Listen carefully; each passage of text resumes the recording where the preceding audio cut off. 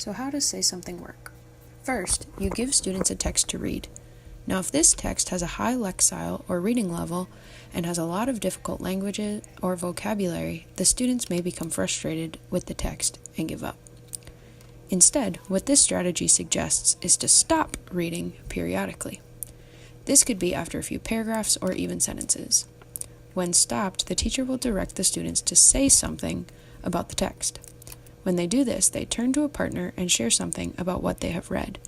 By doing this throughout the reading, students will have time to think through the material in smaller chunks and will not get frustrated. During the pause in reading, students are not allowed to just talk about whatever they want. Instead, there are 5 specific options for things that they can say. These 5 options include 1. Making a prediction about what will come next in the reading. What ideas do they have? 2. Asking a question that will guide them into their next chunk of reading. What do they want to find out next? 3 is clarifying a misunderstanding.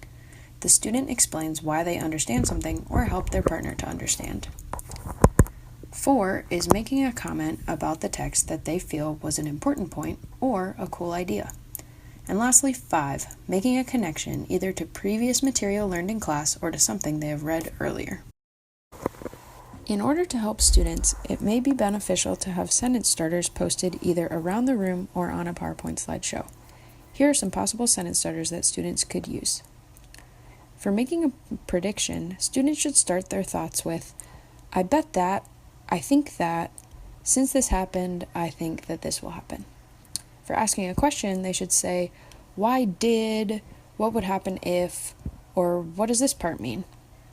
To clarify something, they can add, now I understand, no, I think it means, or at first I thought blank, but now I think blank. When making a comment, they should say, I like the part where this is hard because, or I think that.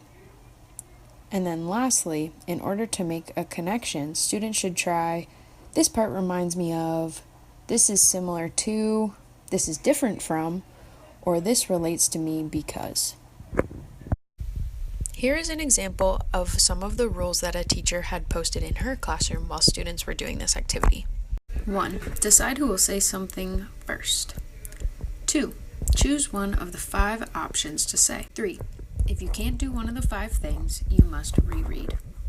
Here is a model of a handout that you could give to students to work through while they are reading. Now I will model how this strategy works by using this reading from an AP Biology textbook about mitosis.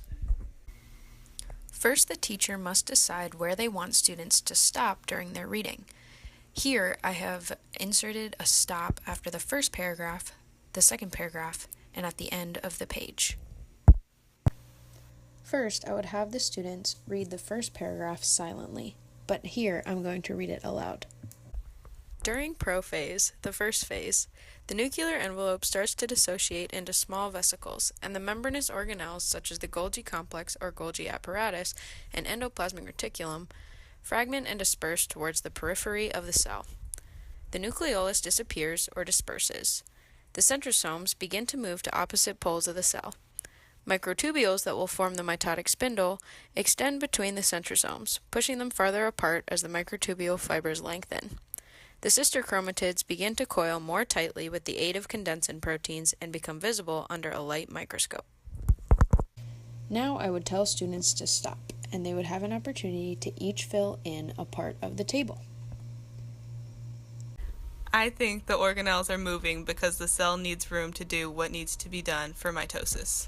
Why are chromatids coiling together, and what is condensin? Next, the students would do the same thing again, but with the second paragraph.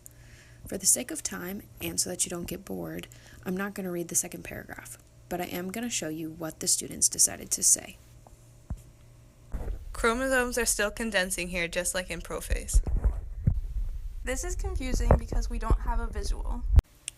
Then finally, after reading the whole page, a student might say this. The organelles are actually moving because the cell is dividing. And that's how Say Something works. I hope this video was helpful to you and that you could now feel confident implementing this strategy during reading in your classroom. Through this activity, students will become stronger readers as well as learn to interact with the text and to understand the content addressed. Thanks for watching.